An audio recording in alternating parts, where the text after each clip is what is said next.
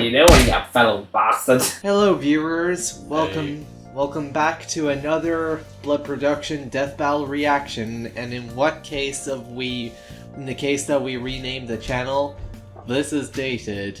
Yeah, but I guess it's kind of in the talks, but yeah. I digress. Anyway, my name is Maka Albarn, My name is Mega Silver 3000. and it'll be just us two today to watch the 200th episode of Death Battle, Ruby vs. Maka. A long-awaited matchup for quite a while. I remember this if I remember right, this matchup was slightly confirmed back in, I think it was 2016 or sometime around it. I'm not sure when it was confirmed. So it's been in the making for a long time. Yeah, as I said before, anyway, but I guess for some people who may not know the history of it, this Death Battle is more important than you may think, because it may look a bit... Oh, my thank you. I love ads. I needed to see the ads today. Yeah, great, 2 ads. There we go. Alright. As I was saying, this episode is different from like I said, this episode's a lot more special to more or less the Death Battle itself. As this matchup specifically, Ruby vs. Maka was requested by the late creator of Ruby, Mighty Ohm. A very big inspiration to not only Death Battle, but to many other people in, I guess, the animation industry. Without him, we probably wouldn't have gone Death Battle the way it is. And I'm guessing the way. Is that your phone? No, that's yours. I have an iPhone, remember? Right. But for this episode, but it's at least nice to now finally see this episode come to fruition. And we're even gonna have the official voice actress of Ruby herself be playing as Ruby. That's nice. Which is great. Hard to say. I don't know what else I can say about this episode, but I definitely am hoping for the best because this episode's really special to not only the Death Battle team, but probably the community itself. Yeah, I've no knowledge of either of those two characters, but I guess it's nice to know that this is a tribute and this is an episode that was a long time in the making and finally coming into fruition. And I think I guess in a way, while maybe not been planned to be the 200th episode, it's, in my opinion, fitting that it is going to be the 200th episode of Death Battle. Still don't know. I don't know what else to say. I mean, I guess I could say this. I've watched Ruby before because I used to watch it back in the day, and it was actually thanks to Death Battle when Yang Xiaolong was added into Death Battle that I checked out Ruby. Did like it, but I kind of dropped out after season 5. I mean, they're called volumes, but I mean, like, volume and seasons are the same thing, I would say. Yeah. But yeah. Anyway, I guess I don't know what else to say. I'm really just hoping for the best because... Yeah. What you said there reminds me of how Mr. Bean is only 14 episodes, hence why it's probably named in volumes and not seasons. Yeah. I think like some of the Ruby episodes, the first season had a few more. I think volume means like a chapter rather than a season. I guess that fits for Ruby, because... I guess it fits, but I'm not sure myself. I can understand maybe that's the decision they wanted to go for. Regardless, it's about time we get ready to watch this. In 10, 9, 8, 7, 6, 5, 4, 3, 2, 1.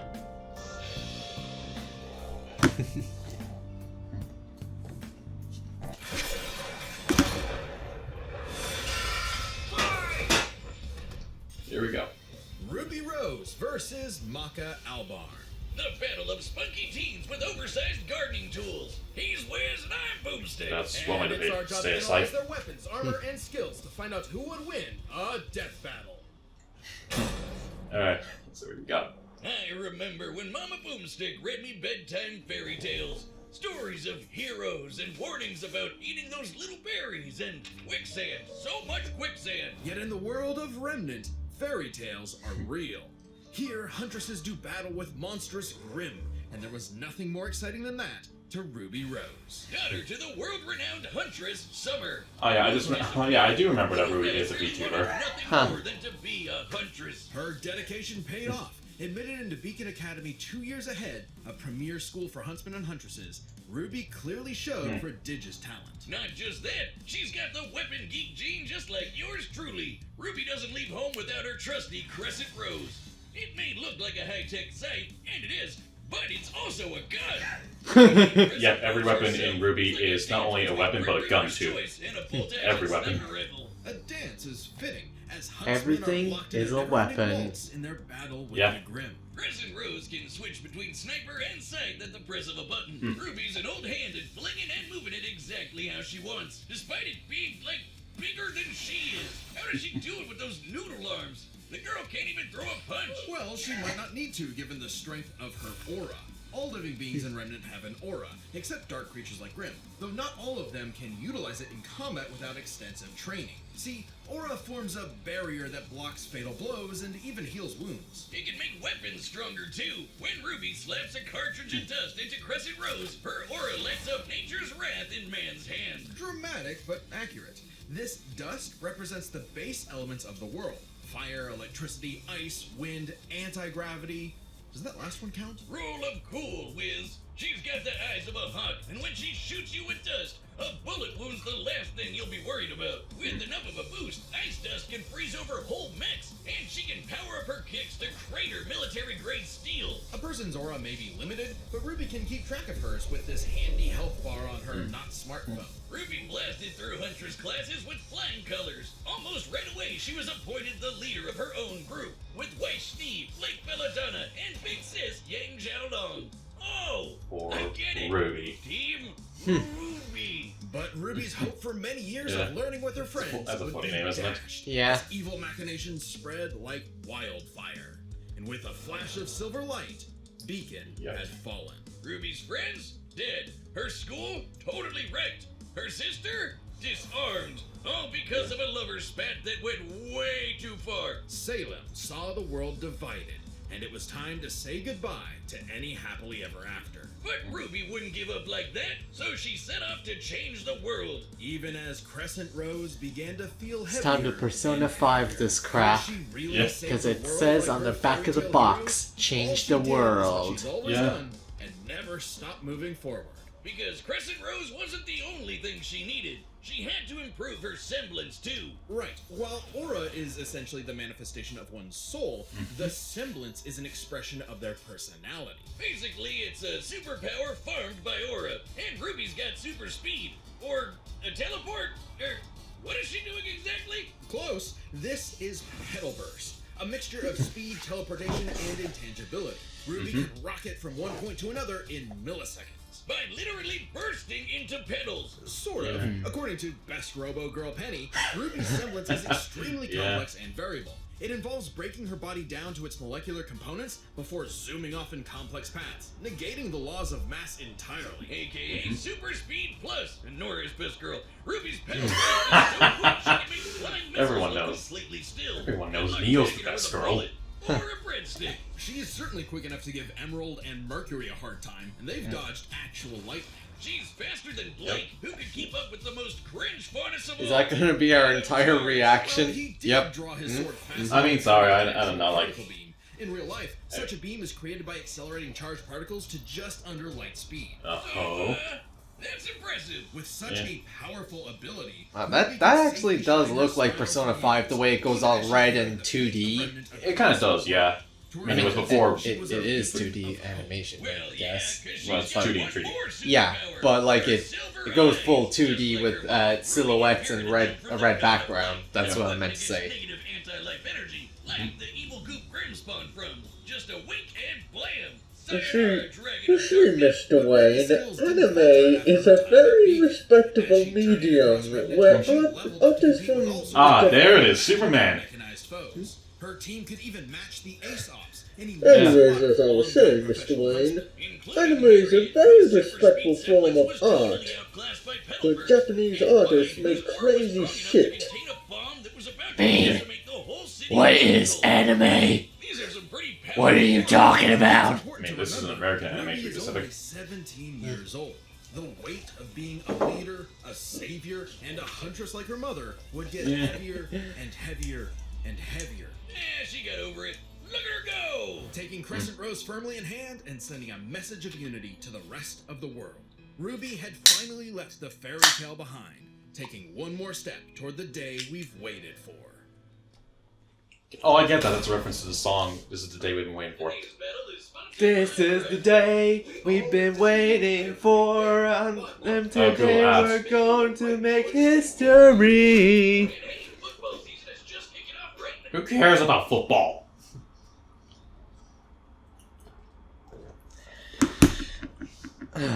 Yeah. And let's see. As far as I hear, often the biggest debate is often Ruby's silver eyes. Since it could actually somewhat hurt Maka's blood, but that is a very debate. That's very hard. That's hard to debate. So it's not easy to say. Yeah, but Never would I thought I'd see the day where Death Battle are advertising football. we kind of saw this before, actually. Yeah. Yeah. I mean, Right. I think it's gonna be back in a You'll moment. be right. I mean, this is the first time in years I'm actively following Death Battle, so... And a sound mind and a sound body. But all the unjust evil souls of this world are on the Disney Fast Pass to becoming a Kishin. Destructive gods mutated from good-natured souls. A Kishin could plunge the world into chaos and madness. If only someone could stop them. Bing bong, it's the DWMA. Welcome to Death Weapon Meister Academy, where death rules. Nice. That's a great name. Name is Death. Here, your death tasks humans to become spiritually talented meisters of demon weapons. AKA people who are also a weapon. No, really, they transform into weapons. Guns, ninja stars, hammers, you name it. A Meister weapon pair kills and consumes lost souls to keep the Kishin away. Jack the Ripper? More like Jack the Fraud. And so, the demon weapon soul... You know why they call me Jack the Ripper? No. 'Cause I rip paper! Leaves an apple on the desk Oh my and God, goes, raw "Teacher, you fish." better give us homework." And then we jump 'em. Just imagine if Raiden gained his reputation just from ripping paper. Soul's not just any demon weapon, he's a saint. And he Hey Ryan, I got some tax papers here. Can you rip them for me? A high honor. I too like weapons that are. I do like people who are With weapons. that common goal, Maka and Soul formed the dream team. All they needed was James Gunn, take notes for Cyborg. Easy, right? Maybe, since Maka is extraordinarily perceptive at spotting and examining souls. She can detect spiritual presences from millions of yards away, and can discern its nature, stability, and emotions. Time for class then. The two trained hard, but their styles kinda weird. Okay, so Maka guides Soul in the direction she wants to go, but Soul, the sight, does all the actual movements himself. Maka's the Meister, Soul's the weapon. Like conductor and instrumentalist, a Meister weapon pair cannot work in harmony without total cooperation. Too bad their teamwork sucked. They fumbled the easiest chance for Death Sight status. F-. Maka just could not get in tune with Soul's wavelength. She was skilled, sure, more skilled than most. Keyword, most. There were plenty of rivals showing her up, like Blackstar and Tsubaki. Really puts a damper on the straight A's when this show-off is doing better than you. It was up to Maka and Soul to improve their teamwork through Soul Resonance. What I said about wavelength wasn't metaphorical. Rather, wavelengths are the means with which Meister and weapon draw strength through each other. Think of Okay. two wavelengths as different emotional amplitudes that must merge at one alignment. And the Meister's the guitar and the weapon's the amp. Then they create a feedback loop to increase its frequency. That's Soul Resonance. Soul Resonance creates a telepathic link and surges their strength and speed. And preps them for cool sight moves like the Witch Hunt Slash, a big energy strike that puts the L in evil. As the name implies, it works especially well against witches and other evil creatures. It's not exclusive or anything. He's over. Heads up. It's actually really deadly against evil because of Maka's rare. I hate to shatter your ego, but this ain't the first time I had a gun pointed to my neck. I did a karate chop on you. Maka and Soul were becoming Did you not realize that? synchronized unit. Why did it feel like a Though butterfly one would tap? sometimes need to rein in the Eh, others. You might want to It work should on it should that. paralyze you in a few minutes. But anyway. But Well, everything I changed feel after nothing. a, Oh wait, unique that's a bad thing, encounter isn't it? with Broken, which nearly Ah, that killed worked. Soul. Now Soul had an ogre pal. Igor? For him to It's an ogre. play the piano. Yep, Soul got infected with black blood. Black blood was specially brewed as a weaponizable blood. It hardens and strengthens its user's body, inside and out, increasing their physical ability. They can even block blades with their bare skin. Too bad it comes with a little side effect of So, madness with a capital The Black Blood, M. they can't Force even of get fear and hurt by sadness all actual living things possess, weapons. which threatens to ruin the Interesting. world. So Very it interesting. was kind of a big deal that Maka was bummed by how she got Soul in a jam. But thanks to Soul, she got over it and even welcomed in their new little ogre buddy. Now when Soul plays his grand piano, their soul resonance sings even louder through the black blood. Giving Maka all the perks of black blood too, even the crazy parts. Bet you Ah. didn't expect that, Crota. But evil saw their plans through. The Kishin Asura had arrived.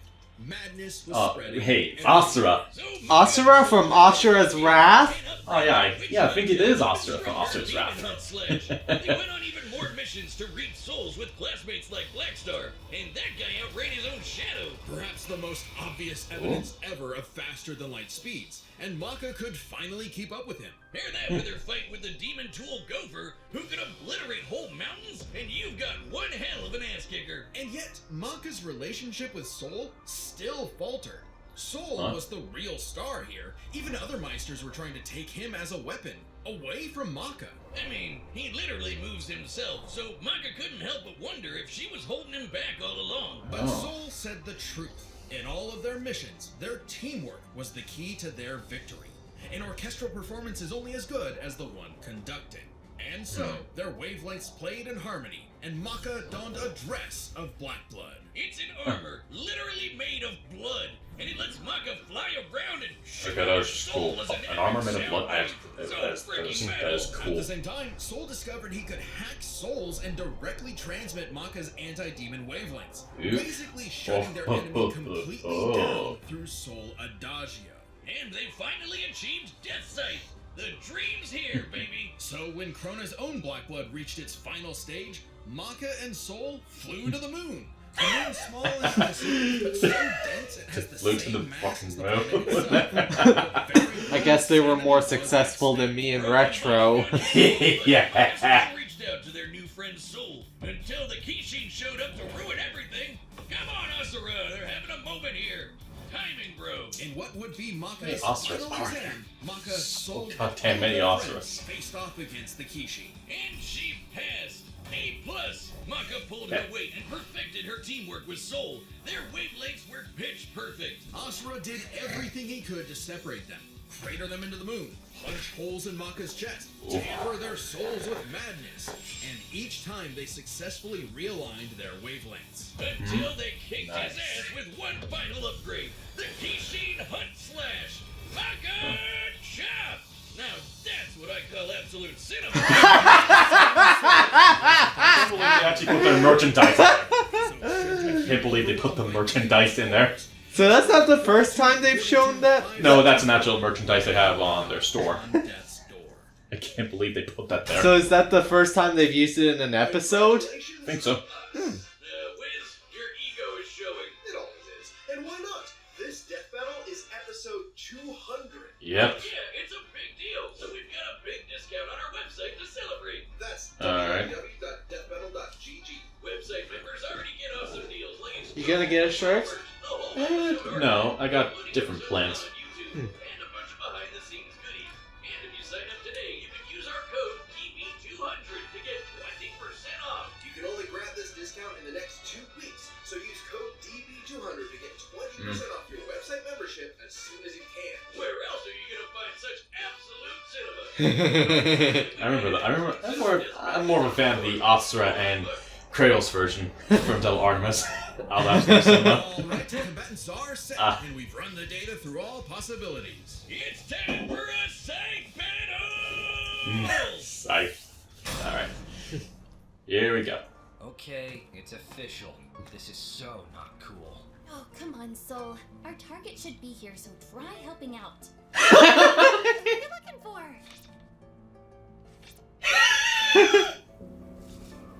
Little Red Riding Hood, your humanity has strayed from its just path, and the Shinigami has called. Oh my gosh, your boyfriend turns into a scythe on its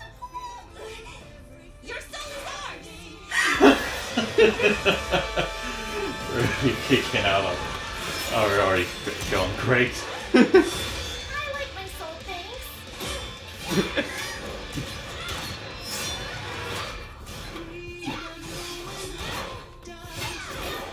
This music's so good too. And this animation is beautiful. Yeah, Louis Cruz and Devil Artemis and David Fisher are really cooking with this. She's got it, but we can handle it. Let's go, Soul Regiment! Bigger.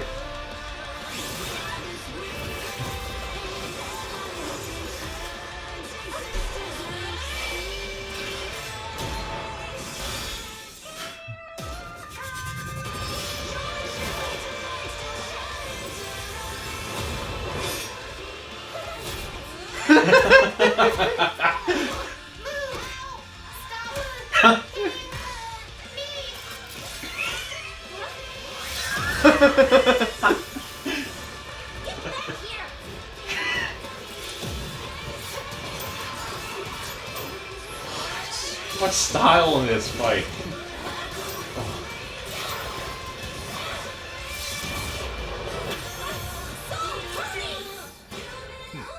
Oh, there.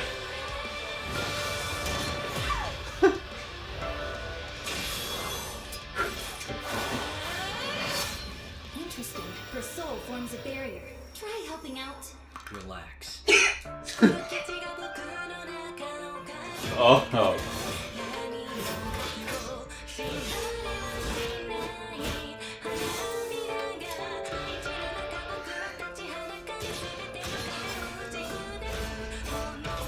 Well, this is the first time I say music's actually integrated into the fight a lot more.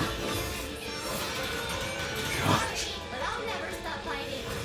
In the sense that one of the characters in the fight is actually playing the music. Yeah. Soul Adagio. Ruby!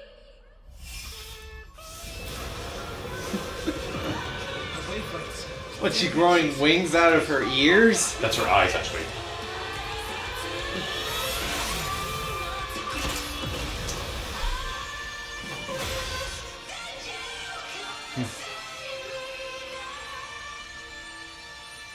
A simple, honest soul. Ruby Rose, huh? That was beautiful. So good. Oh, rest in peace, Ruby. But hey, it's not often you get to see scythe-on-scythe action like that. Let's I actually heard that they struggle with the scythe scythe-on-scythe fight because there isn't much Or a people supercharged fighting with two burst scythes. strength way higher than you'd think. Like So it's kicking really his impressive grim they did for that. steel.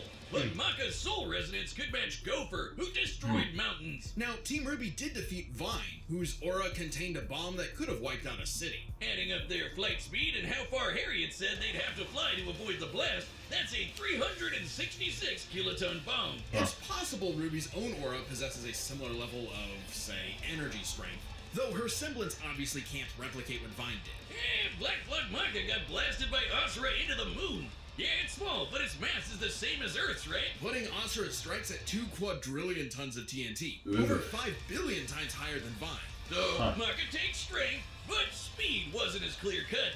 Ruby's a fast little gal. Maka kept up with Blackstar, faster than Shadows and whatnot. But as they improved their skills, Ruby and her friends could outspeed Atom. Who blocked a particle beam.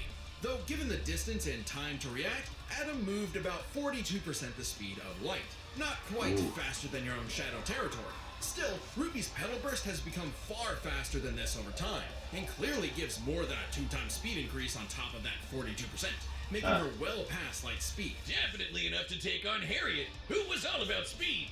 Angry speed. This isn't to say Maka couldn't keep up thanks to Soul Resonance, but Petal Burst makes this comparison close enough to call it a tie. And their Okay. speed would be key to winning in skill. Come on, Wiz. Call it what it really is.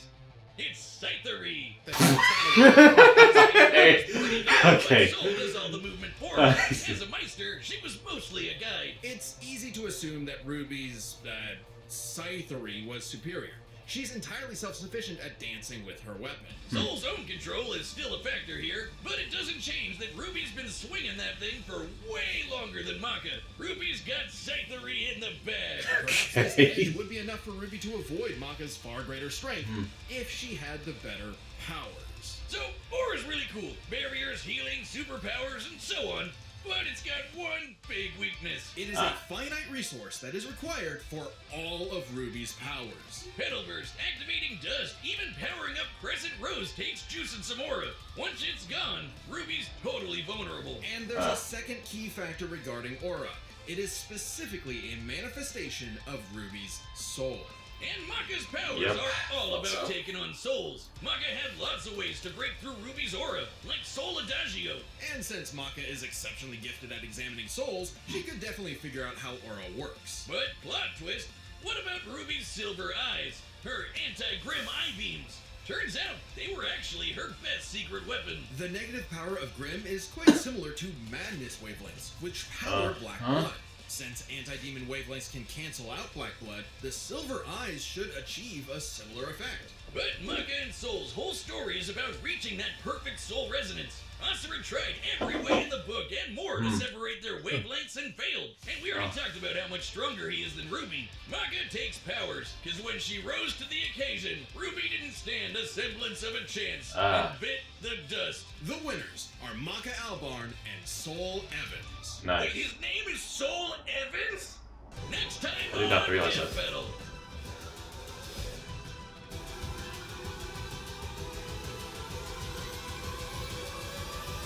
Holy shit, the live action fight! Subscribe and join as a member to see more Death Battle. Thanks for watching.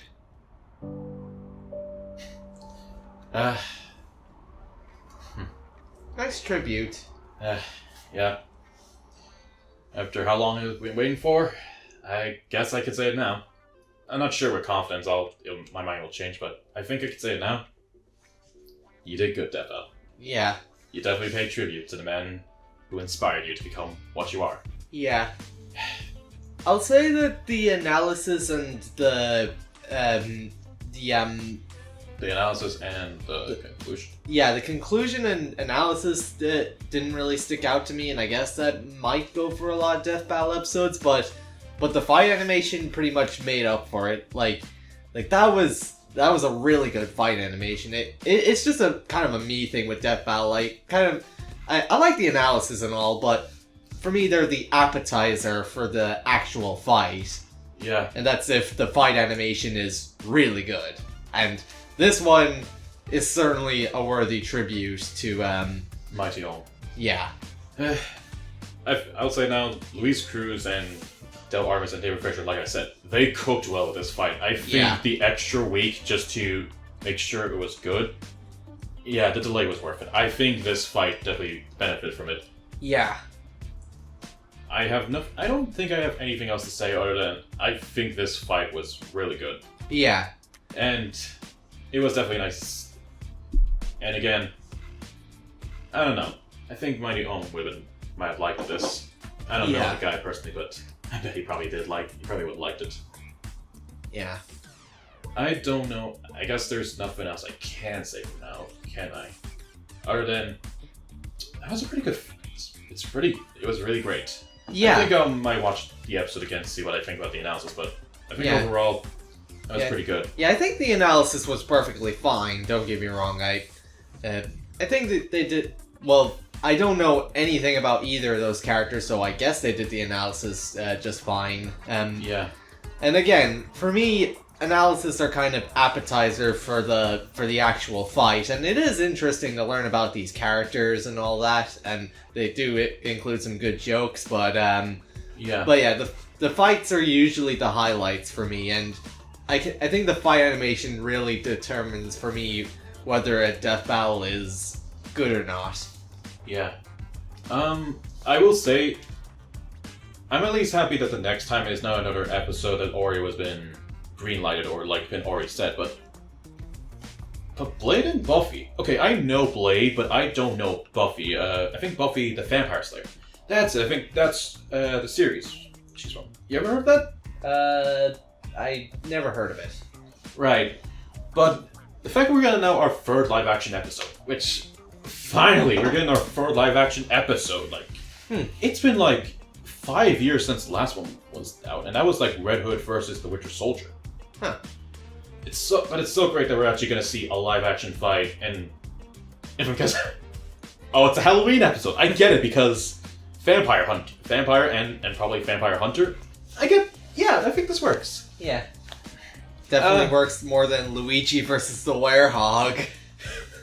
Yeah. Also, I remember you bringing up live action Red Hood versus Winter Soldier. It reminds me of when I watched the Nintendo reviewers Red Hood versus Solid Snake live action video. I guess it's more of an amateur production budget, but it was still pretty good. Yeah, and I think I don't know. I'm not sure exactly what Buffy and I know a bit of Blade because he's mostly the guy with the sword and the gun, and he's the guy who said the famous line. I swear I want to. Okay, one of his lines in the movies, his line, What the fuck are you doing, motherfucker? Like he broke his character's voice. The actor broke. Man, why did you break that guy's voice? Two motherfuckers were shooting Blade, and he was like, "What the fuck are you doing?" But aside from that, I think it was some motherfuckers are trying to ice skate up to the top. I think something like that. Either way, I'm excited to see how this goes, and again, for a live action fight, I'm happy to see it. I think there's something else to say. Yeah. Thank you for watching. Comment, like, and subscribe. And one thing. What is the word? What does it say? Tamonti on. Tamonti. Thanks for watching.